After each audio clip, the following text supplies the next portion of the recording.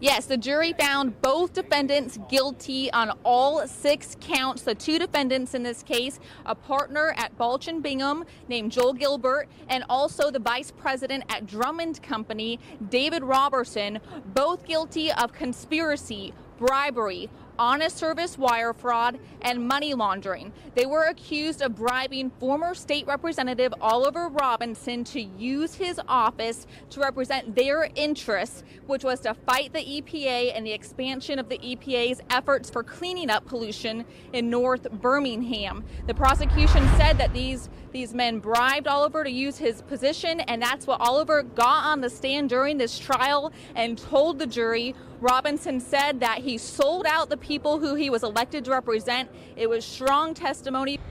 Pam, and what I'm hearing over and over from the students who were here is how thankful they are that there was no loss of life here in the storm, which is pretty incredible. When you look, this is one of the men's dorms. This is Patterson Hall here on the JSU campus. You can see the roof blown off of the building. You can just see the roof shingles on the floor here now at Patterson Hall. Chris, Trim Tab has concerns. You can see just how much of its business depends on aluminum. Here at this brewery, it distributes 150,000 cans each month, and it plans to grow that number. So now it says it's taking the new tariff into account in its growth plan.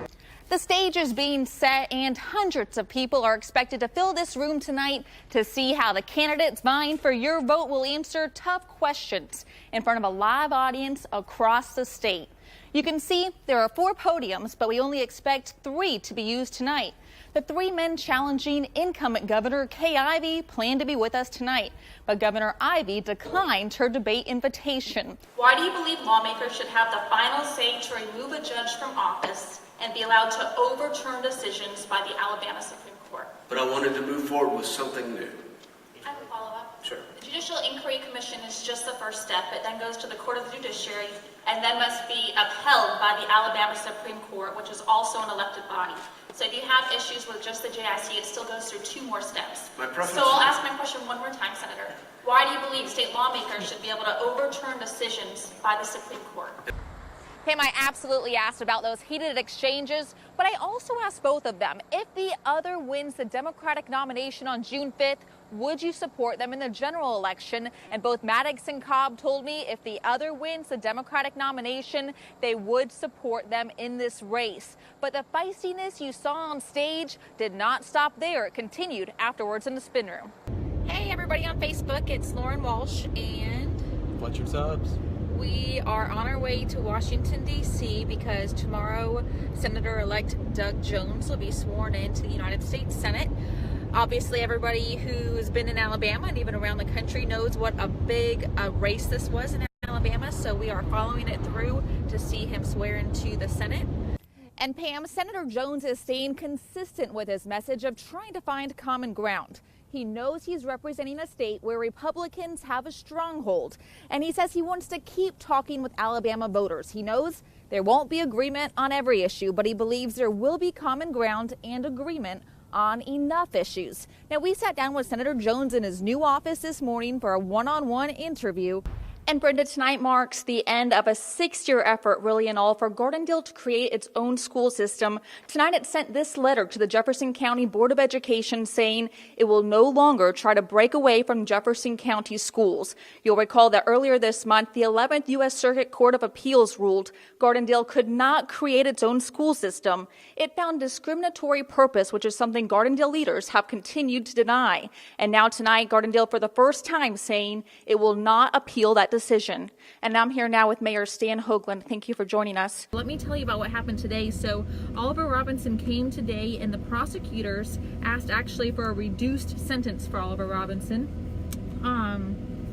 They said he cooperated a lot with them. And One more. thank you.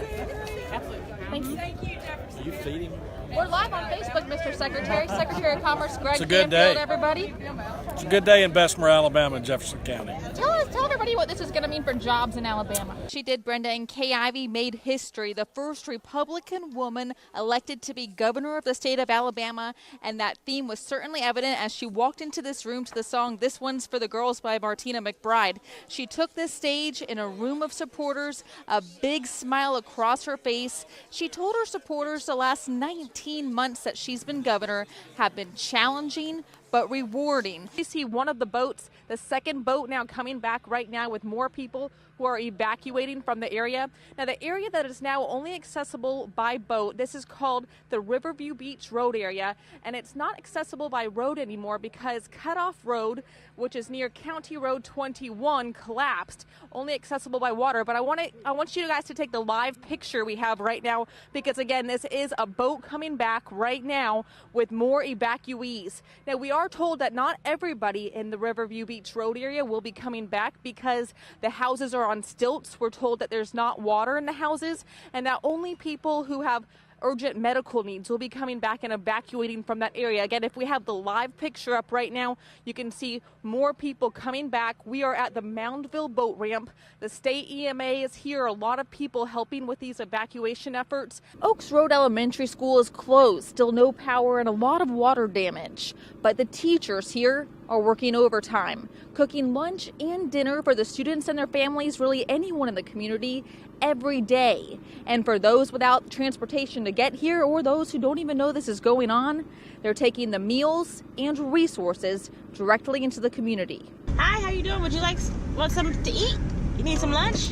For teachers Sala Brown and Juanita Powell, this is their new normal day, driving the streets where their students live. You see who that is? Prentice and his mom, and is that his brother? Yep, and his mama. Wednesday, Oaks Road teachers delivered 100 meals. Thursday, it was 200. They expect to be delivering 400 meals each day by Sunday. Some of our families had like 5 feet of water in their houses, so they've lost everything.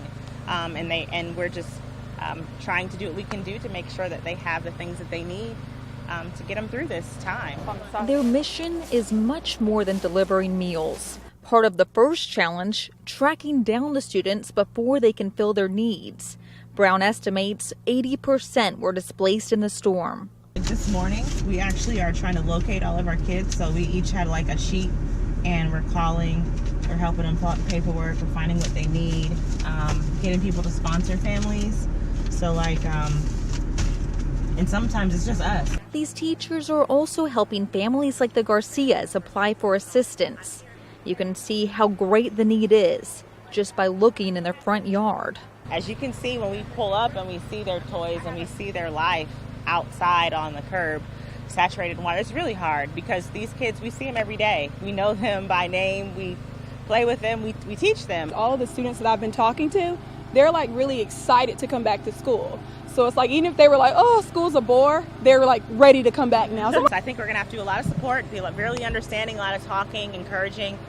The teachers, we don't make a lot, but we definitely have a lot to give in that regards.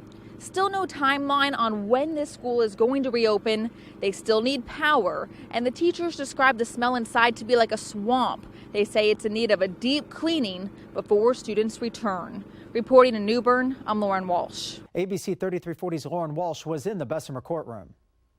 A mother rejoicing. I've told him so many times every day how much I love him. That's all I can tell him now. I'm glad this is over. As a widow searches for justice. There's still a hole in their life, and we weren't able to give them any answers. Johnson's mother expressed sympathy for Gelati's family, but says her son did not commit his murder. I talked to him actually not long before the verdict came in, and he's been upbeat through the trial. He's been upbeat, staying positive, telling me, reminding me to stay positive and keep my faith. Johnson was one of 4 teens charged with the murder of Gelati.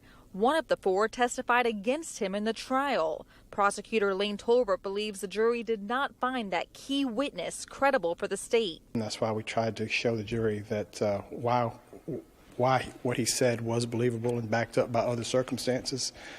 We thought we did it. Jury apparently disagreed.